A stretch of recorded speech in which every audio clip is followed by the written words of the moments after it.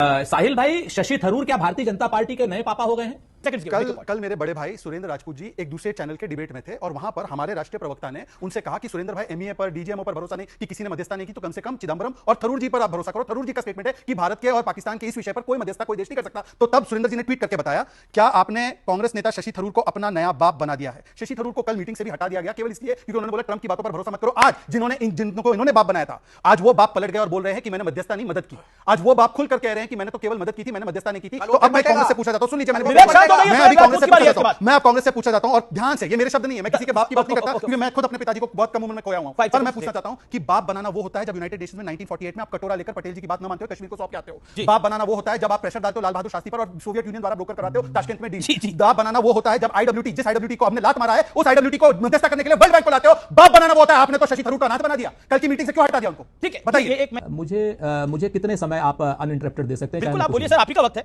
आप देखिए हो क्या बस मैं आपको थोड़ा सा, अगर आप कोई होता क्या है कि आप लोग मूल रूप से एक बहस में आप मुर्गों की लड़ाई कराते हैं और उसके अलावा कुछ नहीं कराते, तथ्य नहीं आ पाते बहस में। पता नहीं मुर्गा बकरा बकरी पे आप क्यों जा रहे हैं? मैं तो सवाल पूछ रहा हूं आपसे। अरे भाई, आपके साथ बड़ी दिक्कत है, आप चुप क्यों नहीं रह रहे? अरे कैसे चुप रहूंगा? आप मुर्गों की बात कर रहे हैं, और आप यहाँ पर सिर्फ सुनाना चाहते हैं, आप सिर्फ गाली गलौज कराना चाहते हैं। कहां गाली गलौज आप कर रहे हैं? मोहब्बत की दुकान आपने खोली है, गाली गलौज आप कर रहे हैं, गुस्से में भी आप हैं, मैं मुस्कुरा रहा हूं। नहीं, you wasted your time, it is your time, और you put it down now. इन्होंने खुद वेस्ट करा अपना टाइम भाई, नॉट माय रिस्पांसिबिलिटी।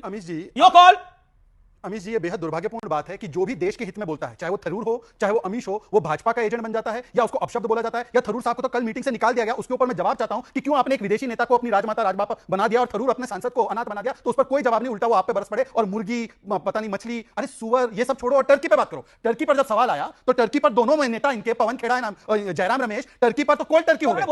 अरे गेट बैक किया, तो गेट बैक करने में कितना टाइम लगता है? कहां गेट बैक करेंगे साहब? 1947 से ये टर्की पाकिस्तान के तलवे चाट रहा है और पाकिस्तान उसके तलवे चाट रहा है, तो क्या कर दिया इन्होंने? नेहरू जी ने लिखा टर्की बहुत अच्छा देश है, 71 में जब उन्होंने सपोर्ट किया, क्या किया? 1988 में अभी आज की आपका शो शुरू होने से पहले हो सकता है आपकी ब्रेकिंग खबर भी आ जाइए कि हमने टर्की के जो एयरपोर्ट मैनेजिंग सिस्टम था उसको पूरी तरह से समाप्त कर दिया है। हमने हमारी सेंट्रल यूनिवर्सिटीज के साथ जो भी टर्की के साथ रिलेशनशिप था उसको समाप्त कर दिया है। पूरे देश में आप देखिए, टूरिज्म से लेकर ट्रेडिंग तक सारी चीजें बंद की जा रही है। गजेंद्र शेखावत ने ऑफिशियल यूनियन मिनिस्टर के नाते स्टेटमेंट भी दिया है कि हम इस प्रकार की चीजों को टॉलरेट नहीं करेंगे। और जो टर्की का सबसे बड़ा दुश्मन कौन है पता है आपको? आर्मीनिया और ग्रीस। देख लीजिए एक बार कि हमारे रिश्ते उनके साथ कितने बड़े हैं और आर्मीनिया का सबसे बड़ा डिफेंस एक्सपोर्टर पिछले 5 सालों में कौन बना? क्यों ये नहीं किया गया? उल्टा कांग्रेस ने तो टर्की में जाकर अपना दफ्तर खोल दिया। आज तक दफ्तर बंद करने की हैसियत नहीं है। पूछ लीजिए विवेक श्रीवास्तव से, पूछ लीजिए उनका अलैंस पार्टनर यहां पे कौन है, दिख रही है मुझे? ओह, आम आदमी पार्टी। यस, आम आदमी पार्टी से पूछ लीजिए कि कांग्रेस पार्टी तो टर्की के टर्फ पे अपना जो वहां पे दफ्तर है उसको ताला लगाने के लिए भी तैयार नहीं है। कांग्रेस से जिस तरीके से आप भारतीय जनता पार्टी का स्पष्ट क्या नाम तरफदारी करते हैं, उसके ऐसा लगता है कि भारतीय जनता पार्टी के प्रवक्ता की, यानी हमारे भाई शहजाद पूनावाला की आवश्यकता नहीं।